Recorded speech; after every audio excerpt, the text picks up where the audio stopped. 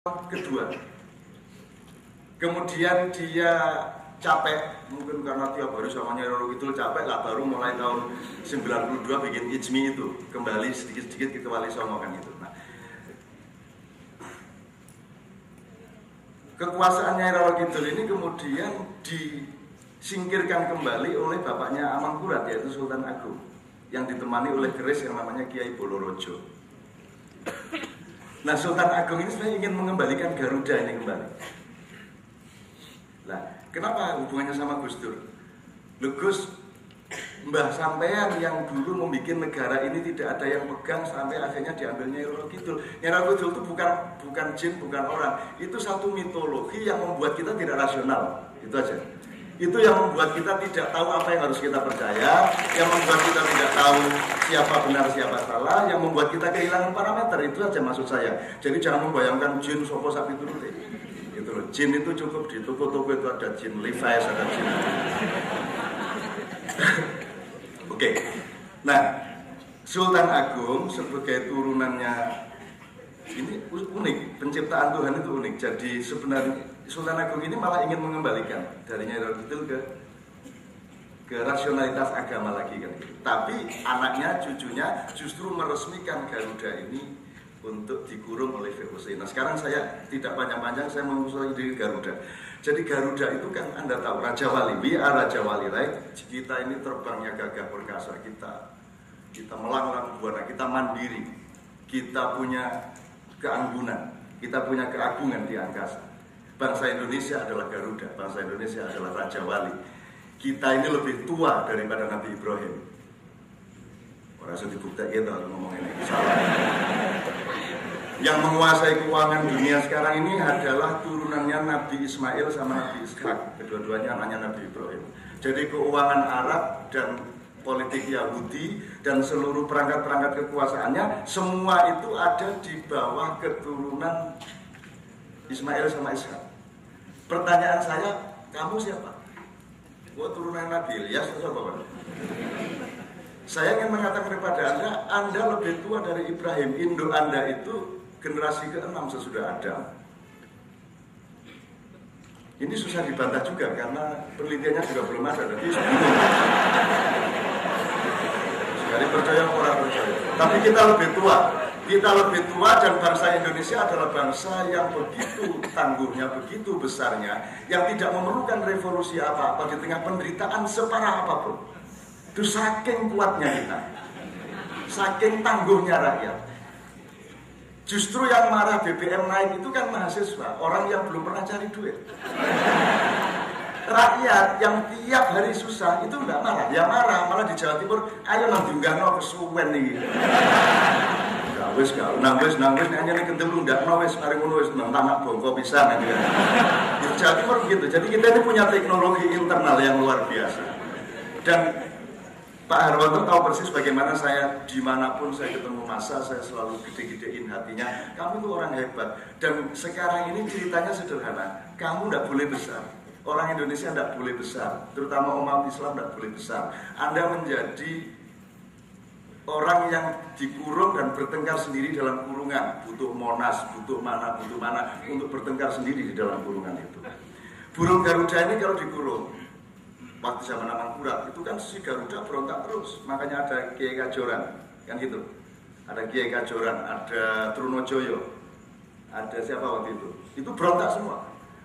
Kenapa? Karena Garuda yang di dalam kurungan ini dia pernah punya pengalaman terbang, pernah punya kegagahan, pernah mengalami kemandirian. Tapi anaknya Garuda, dia tidak pernah terbang, sayapnya tidak pernah terlatih, kelopek dalam kurungan. Jadi dia tidak punya visi, dia tidak punya mimpi, dia tidak berani bercita-cita, dan dia tidak mandiri karena dia hari sudah tinggal notol-notol. Dikasih oleh VOC itu makanan notol, itu anaknya. Jadi perbedaannya dengan bapak si Raja Wali adalah tidak pernah punya pengalaman kegagahan, tidak pernah eksplorasi angkasa, tidak pernah punya kemandirian, gitu ya. Sehingga juga tidak punya cita-cita. Itu bedanya sama bapaknya. Itu baru anaknya, cucunya, cicitnya, terus generasi sampai ke bawahnya. Setahu saya kalau burung tidak pernah terbang itu juga tidak ada pemuaian biologis, sehingga dia makin lama makin kecil. Jadi yang dulu Raja Wali Garuda itu sekarang sudah cipret. Segini nih, hatinya kecil, otaknya kecil, badannya gede tapi hatinya kecil.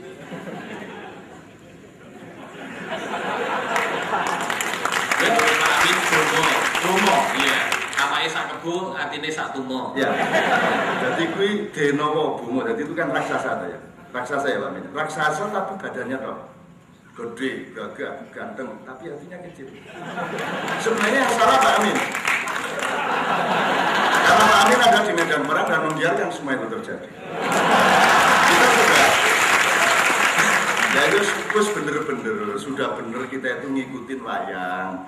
Presiden pertama itu ya jangan Puntadewa, dia berdarah putih, dia mendito saja, ya harus Bima. Maka presiden yang pertama Soekarno atau gagah gitu kan, dikagumi oleh orang Amerika, dikagumi oleh orang Afrika di seluruh dunia, itu Bima. Setelah Bima ya adiknya halus, senyum, tapi medeni. Sabet set oleh langsung wedok 20. Nah itu jadi kan setelah Bima, Arjuna kan urutannya begitu. Nah sebenarnya Pak Amin harus menjaga dia ketua MPR dulu. Mestinya dari Bima ke Arjuna mestinya Nakula, di kemudian Sadewa. Lah kok keliru Gareng?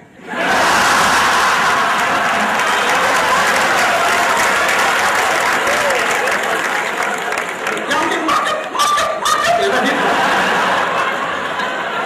Kok keliru Gareng ini? Tapi okay, fine. Gareng is not a bad person. Gareng is fine. Gareng is a philosopher. He's intellectual. Dia bahkan seorang budayawan yang baik. Dia punya kerendahan hati yang dilambangkan oleh tangannya yang gider satu dengan matanya yang juling satu, whatever. Dia seorang yang sangat polos, yang jujur. Memang betul-betul Gareng.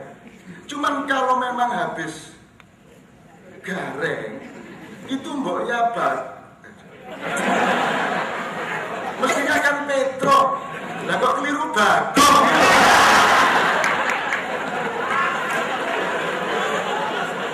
Iya, kok keliru terus ini. Lah kok terus Bagong, nggak wes. Jenenge wae Bagong ayo. Nah kalau sudah Bagong itu jam 2 malam keluar goro-goro. Kalau sudah Bagong pasti Lembok yang datang.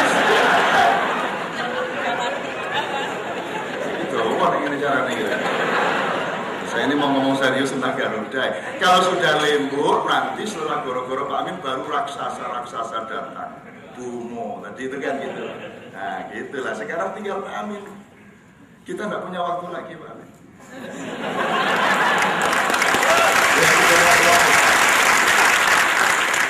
Ini masalah sejarah dan masalah nasib burung Garuda yang sekarang sudah menjadi emblem. You are a real special as a nation. Kamu bangsa yang luar biasa.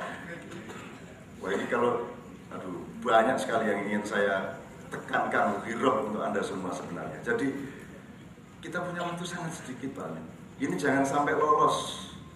Tahun 2012 jangan sampai belum ada turning point. Dan nanti tahun 2015 itu 70 tahun persis sesudah kemerdekaan.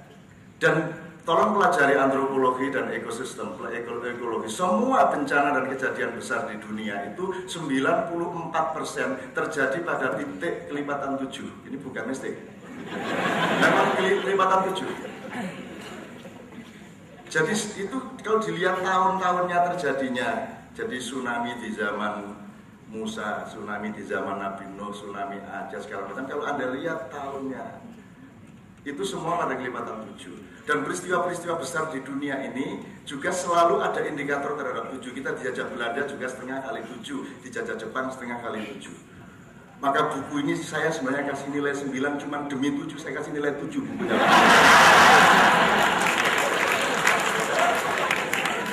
Kita nggak punya waktu lagi Pak Amin, kita nggak punya waktu lagi. Misalnya sekarang sebelum saya mengurut sedikit ini, saya kan ada beberapa rekomendasinya Pak Amin yang ingin saya tegaskan aja, tidak ada yang salah, bukunya Soviet ada, bener, semua gue lah. Yo, Amin Rais harus seperti itu dan Amin Rais ngomong tok rasa Amin Rais kan gitu ya. Jadi habis ini harus jelas. Go to the center of the war. Perang. Lo ya meneh, hidup adalah perbuatan.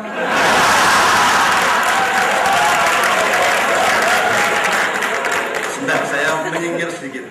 Sudahlah, saya kira sudah cukup, kita sudah paham kok salahnya apa, utangnya berapa, seharusnya logikanya pangkur jengkelang, udah ngerti semua. Kita udah tahu persis apa saja, sudah dari yang gede sampai yang kecil. Kita sudah tahu dulu ada neokolonialisme, sekarang ada neoliberalisme. Kita dulu ada politik etis, sekarang ada politik etis di perusahaan dan di LSM. Sudah tahu lah, kita sudah tahu. Cuman masalahnya sekarang sudah kita berhenti mengeluarkan energi untuk nyalain siapa-siapa. Nggak usah nyalain SBY. Mesake. Isone ning ngono kuwi.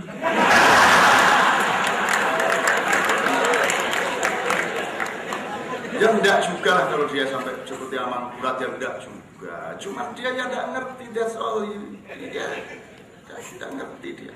Ojo meneh SB wong Gus Dur aja tergantung kiri kanannya kok. Nah Pak Amin kan tidak. Pak Amin kan mestinya kan yang namanya tetangga dan kiri kanannya itu kan global kalau Pak Amin. Kalau Gus Dur kan tergantung kiri kanannya semua. Oh iya.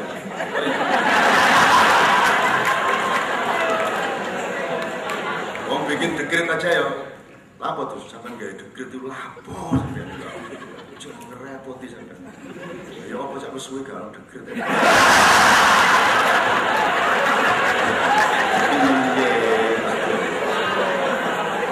Ya tapi sampean gawe dekret dihitung. Kok sampean takon aku lak dulurmu. Kon yo mbang elek-elek masih gak dadi apa-apa tapi aku tresno karo sampean. Takon kayak sampean percaya Kolonel Juanda tok sampean takon aku nek TNI apa petane apa sampean takon aku iso ndelesep nang ndi ae aku iki tugas iblis ndek dunya terus dan sampean kapusan jadi waktu dekret itu sejak sore hari tank itu mengepung mengepung istana Pak Amin dan moncongnya menghadap ke luar pantatnya di istana. Gus Dur mengatakan, so ini sebuah bahasa politik bahwa I'm supported by the military. Jadi moncongnya ke rakyat-rakyat rasa macam-macam dari presiden gue harus gak dekret gue menengok wae rasa ngelawan, gitu ya. Begitu dekret diucapkan muter. Iya Gus diapusi sampean terus jawabnya gampang karo Joko melon itu jenenge teplek kadang kalah.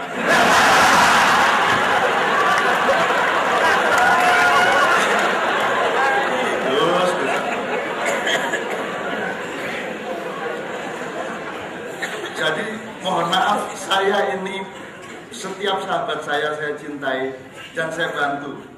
Begitu dia naik saya tidak mau ketemu lagi, tapi begitu dia turun saya orang pertama yang datang. Rasulullah mengatakan temanilah 3 orang, yaitu orang berkuasa yang jatuh, orang kaya yang menjadi miskin, orang terhormat yang dihinakan. Dan itu pekerjaan saya cuma seperti itu. Nah Gus Dur tak parani isu-isu terus saya disuguhi melon di istana dipangan dewe mas. Gak pernah mempersilahkan dijurkan yang juga gak ini. Wah terus saya sama istri saya sama Andi, saya teman di Jakarta ini presiden tua. Gue gak no dibadok di. Aku terus ngelirik ini nyolong buku-buku apa di unak. Sampai ini apa sih Gus tapi dia setelah cemberut 20 menit setelah ketemu saya relax lagi dan udah sekarang sampai pulang untuk apa di istana sudahlah sampai ini istana terlalu kotor untuk kesucianmu. Go to the Ciganjur Palace, that's the real palace of you. Nanti tak gawe no yayasan Gus ngono ya terus tak sampai mulai tenang aja jenenge bal-balan iki ya Gus gak melujur ngene. Mentang-mentang gawang di sana menggiringi rotor itu jadinya bakar Basir. Bal-balan ini kadang dioper nang mburi, kadang nang iringan itu bal-bal lagi sampean saiki ngoper nang mburi sik terus nanti tendangannya lebih keras. Saiki nendang sing kena Muhaimin. Iya.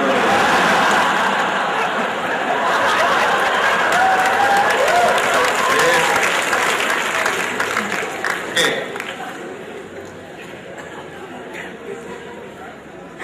Ini teman-teman ini serius enggak sih?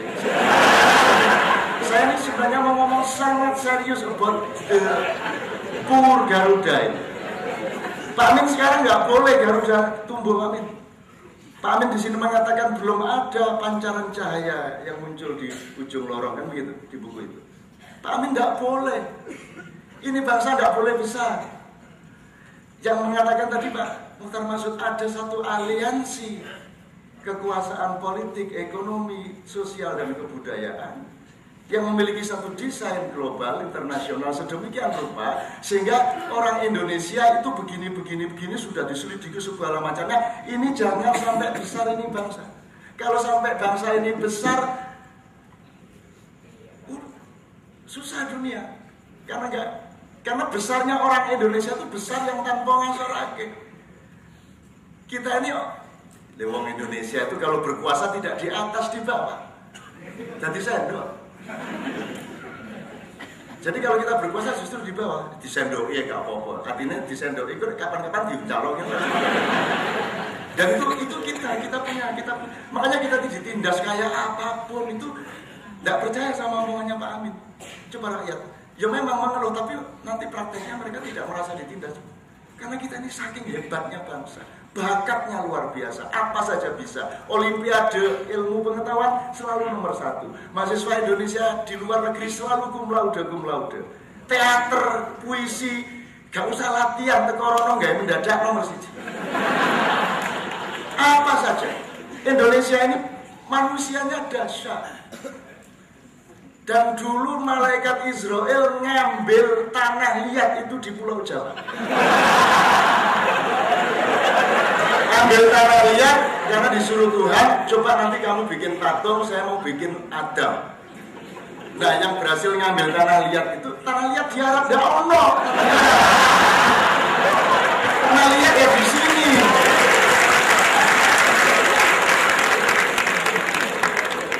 Jadi tanah liat yang pasti di sini. Nabi Nuh bikin perahu emang kayunya di Yordania, kayu opo. Di Pacitan situ dulu.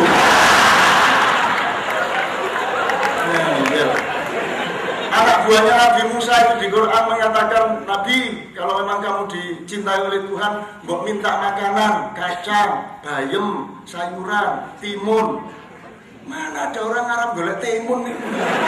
Jadi anak buahnya Musa itu mesti negara Lamongan.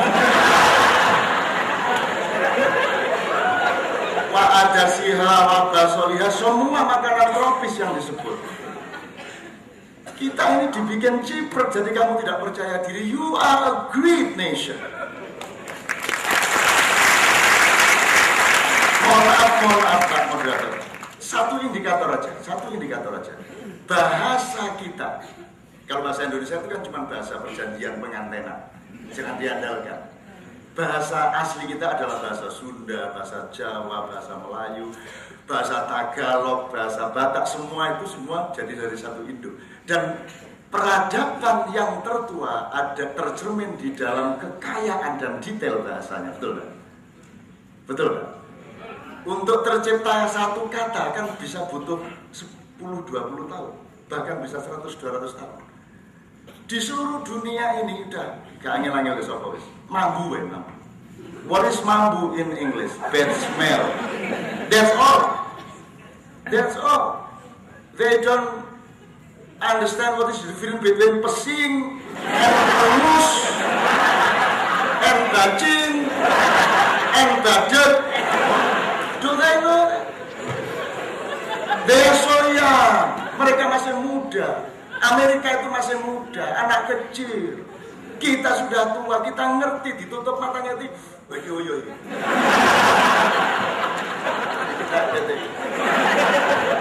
Kita arek guru ngatus. Ngerti dia beda. Itu saja saya bangga, itu tok saya sudah bangga sebagai orang Indonesia. Itu tok. Saya sama Kiai Kanjeng itu keliling kemana dan daftarin itu. Tiba saja fall down. Nek bahasa Arabnya sakoto, itu tok. Ya sekutu, itu tok. Tapi Jawa, glosor, gelunguk, kejungkel, kecedak, masuk. Nggak mungkin bangsa seperti ini bisa dijajah terus-menerus. Kita akan jadi kembali dari Garuda. Kita akan memimpin dunia. Ya, memang tugasnya Allah kepada kita itu dulu memimpin dunia. Makanya namanya mangku bumi. Hamenku buwana. Utek ini. Kurang jelas apa? Kurang jelas apa? Ini bangsa luar biasa. Makanan, lagu, kesenian, teknologi, apa saja. Handphone buantingin tuwok, direbut karek-karek, besoknya hidup lagi. Udah, silakan orang Indonesia. Apalagi kalau kebudayaan, padahal sekarang kan alternatifnya budaya, Pak. Politik sudah tidak bisa lagi, semua tidak bisa, tinggal gimana kebudayaan bisa membereskan begitu banyak. Dan kalau kebudayaan tidak ada yang bisa melawan orang Indonesia. Dari apa saja, segi apapun dari kebudayaan. Orang Indonesia lagi, alah. Gusti Allah yang tidak guyon kok. Pura-pura naik haji, pura-pura umroh, jane ora. Agama di sini menjadi bagian dari kebudayaan, bukan kebudayaan menjadi bagian dari agama. Jadi di sini tidak serius-serius amat kayak di Timur Tengah. Cuman sekarang kita tidak boleh besar, maka harus direkayasa. Ahmadiyah, Al-Qiyadah, apa semua direkayasa untuk supaya kita bertengkar terus satu sama lain. Dan momentumnya sangat mereka tentukan. Dan kita jangan mau ikut bertengkar di situ. Mari kita datang dengan tersenyum dan tertawa dengan kebesaran Garuda, kebesaran Raja Wali, yang begitu. Saya sastrawan, Pak, aslinya. Tapi disuruh jadi kiai, disuruh jadi ulama, kadang disuruh jadi pemusik. Dan saya bersyukur kepada Allah, saya keliling dunia karena musik. Padahal aku gak iso do re mi fa sol blas. Tapi saya pentas di pusat musik klasik di mana-mana. Dan di situ saya bangga jadi orang Indonesia, alah gampang dihapusi bolos. Orang Indonesia gumun. Dan kita tuh di Indonesia itu merangkum seluruh budaya global. Hanya kesenian Indonesia yang bisa mengucapkan seluruh dunia. Kalau kesenian Arab hanya bisa mengucapkan kesenian Arab. Alat Arab hanya bisa mengucapkan kesenian Arab. Alat Barat hanya bisa mengucapkan kesenian Barat. Tapi kesenian Indonesia bisa mengucapkan Barat, bisa mengucapkan Arab, bisa mengucapkan apa saja. Ini serius. Kalau kita belajar musik, serius. Are-are ini adzan wis. Mau minta muadzin berapa? Sak kampung. Cari di Mekah jumlah muadzin sing enak di rumah. Bisa dihitung karo jari. Dikini membelater. Di mana-mana enak suaranya. Cengkok negro bisa, jazz, blues bisa. Apa aja bisa. Cari satu orang Arab kon nyanyi es lilin maja, nek iso. Cari satu orang Amerika suruh nyanyi lir-lir, nek iso. Tapi kita nyanyi Barat mana saja kita bisa. Kita nih kapten kesebelasan dunia. Kapten sebelah itu kalau kiper tidak ada, kita kiper. Kalau back kiri tidak ada, kita back kiri. Kita multi bakat, kita bisa apa saja. Maka kita tidak boleh besar oleh mereka. Kan begitu. Jadi Pak, setiap munculan cahaya pasti ditumpes. Only you, hanya Pak Amin yang bisa melanggar hukum ini. Kalau saya sudah dibunuh sudah lama, sama wartawan-wartawan pers sudah bunuh saya sudah berpuluh-puluh tahun.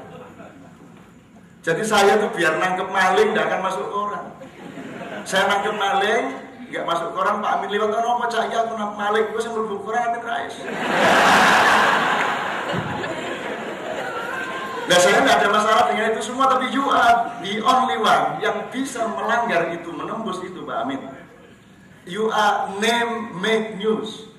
Kalau Pak Amin mau, itu semua sudah nungguin anak wartawan semua.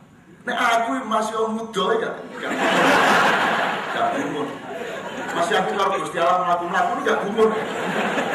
Tapi kalau Pak Amin punya peluang untuk itu semua. Jadi teman-teman sekalian saya mohon maaf. Sekali lagi soal Garuda ini saya sangat serius. Dan saya sebenarnya datang ke sini ini putus asa saya. Raiso, Pak Amin mengatakan dibutuhkan seorang kepemimpinan alternatif. Sopo, ono yo ora ento, pasti dibunuh sama jaringan itu. Nah, yang bisa mengatasi pembunuhan itu Pak Amin.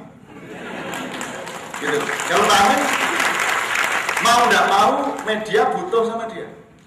Nah, aku modaro. Gusti Allah teko nang omahku salaman pirun kabari. Orang menarik. Kalau Gusti Allah salaman jagongan loh karena sampai iblis ini sekarang melakukan hubungan intensif sama saya. Terakhir sekali Pak Arwanto, saya mohon izin. Ini yang paling sedih melihat keadaan Indonesia ini bukan Jibril, bukan Mikael, bukan Israfil, bukan hanya iblis, sedikit Israel dan sedikit Israel. Karena dua-duanya agak mirip. Karena Anda tahu kalau manusia itu makhluk yang diberi hak demokrasi, tapi kalau malaikat itu tidak diberi hak. Dia hanya ya'malu ma yu'marun, dia hanya menjalankan yang diperintahkan. Itu pun Jibril masih melanggar. Jadi dia masih punya inisiatif, misalnya Nabi Muhammad dilemparin batu di Taif, Jibril datang, mat piye nek tak bumbunge tak jupuke tak bleke kutha Taif. Ampun membuat musake gitu kan. Jadi Muhammad itu punya sifat Jawa. Allahumma hdiqomi innahum la ya'lamun kan gitu kan. Jadi Rasulullah tidak tega. Padahal iblis menawari mengambil gunung, akhirnya gunungnya wis tak gawe emas wae. Gunungnya akhirnya jadi emas. Sekarang Anda bisa lihat antara Mekah dan Madinah itu ada gunung emas yang memang disediakan untuk Muhammad. Kalau nanti minyak Arab habis masih punya emas gunung. Kan gitu. Nah itu yang bikin Jibril. Artinya Jibril ternyata boleh punya inisiatif. Ketika Ibrahim mau dibakar oleh Namrud, itu yang datang 3, Jibril, Mikael, Israfil. Jibril, Israfil, Israel. Jibril menawarkan ambil gunung untuk ditimpakan ke istana Fir'aun. Si Israfil menawarkan akan meluapkan air laut untuk supaya mematikan api itu, dan Israel menawarkan angin badai. Jadi nanti kalau ada angin puting beliung, ngomongnya Mas Israel ampun toh, gitu aja ya. Itu nanti Joko Jabinya seperti itu. Kalau ada tsunami, sebutlah Israfil, kan gitu dan seterusnya. Ternyata mereka yang satu menawari dan Ibrahim menjawab, kalau itu perintah Allah silakan dijalankan wahai malaikat, tapi kalau itu inisiatifmu tolong tidak usah dijalankan, biarkan Allah sendiri yang menolong saya. Nah, siapakah iblis? Seluruh peradaban di dunia ini hanya menghasilkan dikotomi, ini kerajaan Tuhan, ini kerajaan iblis, dan itu kesalahan luar biasa. Dan orang Indonesia ini saking malasnya selalu tiap hari cari kambing hitam, dan asal ada kambing hitam senang. Sekarang FPI ini senang mengutuk, wah kita jadikan permainan omongan di warung di mana FPI gini-gini. Kita suka sekali dan kita tidak paham bahwa ada struktur global yang membuat kita ini bertengkar terus. Jadi saya tidak mau ikut mengutuk-ngutuk. Kalau saya memang disuruh mengatasi masalah, let's duduk bersama dan semua pihak. Aku dulu diminta tolong Inul sama Omai Rama. Omai Rama juga minta tolong saya sampai dia menghancurkan ekonomi saya itu Omai Rama. Nangis aku. Aku pas di Kairo ditelepon Omai Rama. Ustaz, Masya Allah ini konspirasi Kristen ini Ustaz. Masya Allah, Allahumma sholli ala Muhammad.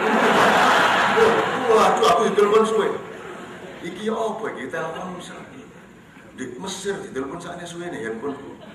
Nah, Masya Allah, maaf ya, kelas ya sudah. Loh, kenapa tergesa-gesa? La, ada Telkomsel. Larang ini aku.